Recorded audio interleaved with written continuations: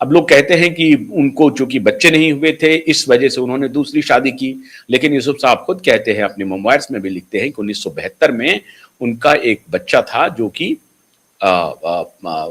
जो गुजर गया, जिसका जन्म नहीं हो पाया।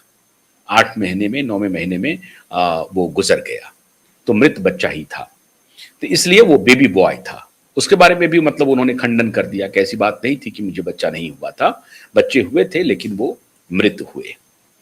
तो एक रिश्ता ऐसा भी था, दिलीप कुमार ने एक मर्यादा का पालन किया और फौरन बाद में आसमा रहमान को लोगों ने यहां इतना परेशान किया कि वो कनाडा चली गई, बल्कि कनाडा में भी उनको लोगों ने परेशान किया। रेडियो पे उनका 1-2 इंटरव्यू है, कुछ यूट्यूब पर भी इंटरव्यू है कि मैंने पूरी कोशिश की कि मैं इस विवाद से बाहर जाऊं, लेकिन मैं जा नहीं सकी, लोग मेरे पीछे पड़े रहे। खैर, इस बात का जिक्र मैंने क्यों किया, आसमा रहमान का, दिलीप साहब का और सायरा बानो का, इसलिए किया कि ये जो श्रीमान धूर्त आमिर खान है, ये बाकी चीजों में यूसुफ साहब का नकल करते हैं, इन चीजों में नकल नहीं करते। ये बेईमान, ये टोटल कैरेक्टरलेस व्यक्ति है, चरित्रहीन व्यक्ति है, और उसको ये कैसे अपने पीआर से मुअम्मा पहनाता हो, उसकी मैं बानगी आपको दिखाता हूं।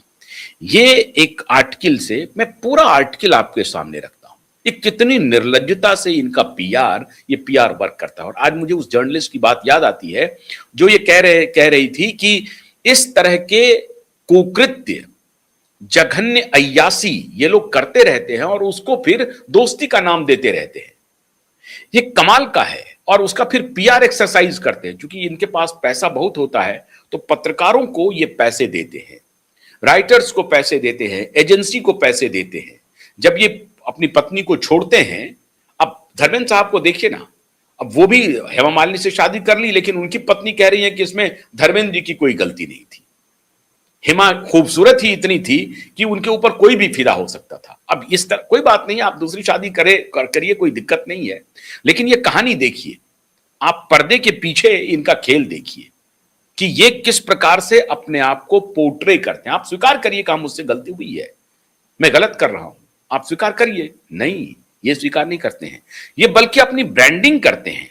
अब इनका एक आर्टिकल है, ये अंग्रेजी का है, हालांकि ये हिंदी ट्रांसलेशन है, ये मैं आपको दिखाता हूं। ये ईटी, इकोनॉमिक टाइम्स ऑनलाइन की आर्टिकल है। ये पीआर एक्सरसाइज कैसे करते हैं।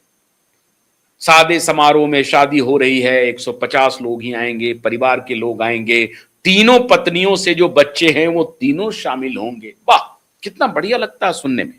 अब सुनिए, अधिकांश लोगों के लिए तलाक उनके रिश्ते के अंत का प्रतीक होता है। देखिए पीआर एक्सरसाइज वाला आर्टिकल देखिए, इस पर चर्चा नहीं होगी कि इनका ये लब जहाज जारी है। इनको तीनों बार लब हुआ, तो अब हालांकि ये क्रिश्चियन है या उनके आयरिश है, या इनके लिए क्रिश्चियन हिंदू कुछ नहीं है, वहां पर ये दलील देंगे।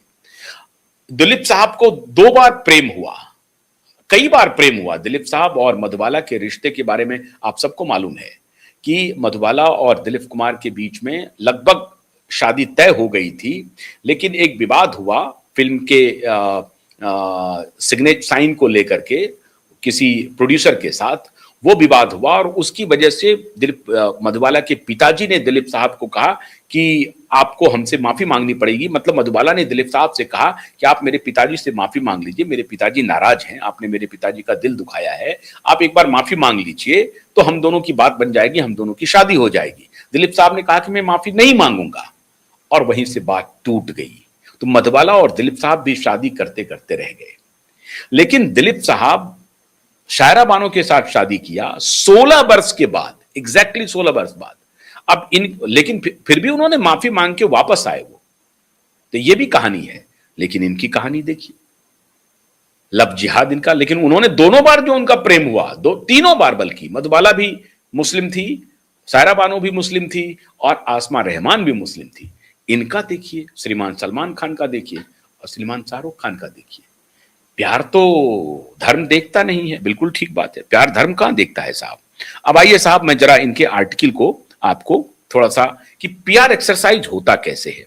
मेरा कोई विरोध नहीं है, मैं सिर्फ कह रहा हूं कि यह महज संयोग नहीं है, यह महज संयोग हो नहीं सकता। तीनों बार आपको प्यार हो और कोई मुस्लिम लड़की आपको मिले नहीं, कोई मिले नहीं, इस लायक भी नहीं हो जिससे आप शादी कर सके। सलमान खान साहब को भी कोई पहली मुस्लिम लड़की मिली, वो जबरदस्ती उनके घर में आकर के रही थी और हमारे साथ उनका इंटरव्यू था, मैंने आपको दिखाया था। वो आजकल वो अमेरिका में रहती हैं, लेकिन और किसी से नहीं हुआ उनका, कोई नहीं हुआ। शाहरुख खान को, खैर शाहरुख खान एक फैमिली मैन है, उनका उन्होंने एक ही के साथ प्रेम किया, शादी की, तो इस मामले में ज्यादा बेटर है शाहरुख खान इन दोनों से। लेकिन अब इनका कहानी सुनिए।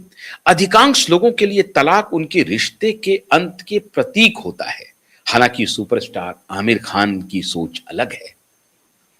फिल्म फेयर को दिए एक बेबाक इंटरव्यू में थ्री इडियट्स के अभिनेता ने बताया कि कैसे उनकी दोनों शादियां तलाक में समाप्त हुई, लेकिन उनकी दोनों पूर्व पत्नियों, the divorced Three Idiots actor revealed how, despite both of his marriage ending in a divorce, his equation with both of his former wives, Kiran Rao and Reena Datta, transitioned smoothly from romantic to a friendship. जब वो पत्नी थी तो उनके साथ romantic संबंध था, लेकिन इसके बाद यकायक जो है, जब नहीं बनी बात तो दोस्ती में बदल गई। ये हमारे आइकॉन बन रहे हैं हमारे देश के। अब आपको लग रहा होगा कि मैं कोई दकियानूसी बात कह रहा हूं, कोई दकियानूसी बात नहीं कह रहा हूं। It is all by design. 1986 में, ये 16 नंबर बड़ा बड़ा इंपॉर्टेंट है। 1986 में अप्रैल 1986 में आमिर खान ने अपने पड़ोसी और पहली प्रेमिका रीना दत्ता से शादी की। पहली प्रेमिका से शादी की आमिर खान ने, और फिर उनकी 16 साल के बाद 1986 से एग्जैक्टली 2001-2 में इन्होंने तलाक दे दिया, 2002 में। और 2005 में किरण राव से फिर उन्होंने शादी की, एमिकेबली हो गया। और किरण राव से शादी की 2005 में, और एग्जैक्टली 16 साल के बाद 2021-22 में, 21 में इन्होंने तलाक दे दिया। और अब 16 साल ही चलता है इनका। 16 साल यूसुफ साहब का भी चला था, ध्यान रखिए आप। अब ये 16 का नंबर कमाल है, ये 16 में ही उलझ जाते हैं। दिलीप कुमार साहब भी 16 साल के बाद चुपके से शादी कर ली। आमिर खान ने 2 शादी चुपके से 16 साल के बाद की, और फिर 16 साल के बाद तलाक दे दिया, और अब ये फिर लुकआउट में रह गए। और लुकआउट में आने के बाद 2025-26 में आकर के 21 में इनकी दूरी बनने लगी थी। 2005 में शादी भी थी किरण राव से, 21-22 में पूरी तरह से ये अलग हो गए 16 साल के बाद। मतलब 32 साल में इन्होंने 2 ऑफिशियल पत्नी को तलाक दे दिया। उन दोनों की क्या स्थिति हुई, आगे एक आर्टिकल में लिखते हैं कि उनका प्रेम तो ये रहा। 1 मिनट, हाँ, उन्होंने याद किया कि दोनों पूर्व पत्नियां भरोसेमंद दोस्त बन गई। उन्होंने बताया कि अगर आज उन्हें कोई मुश्किल आती है तो वे उनके साथ खड़ी रहेंगी।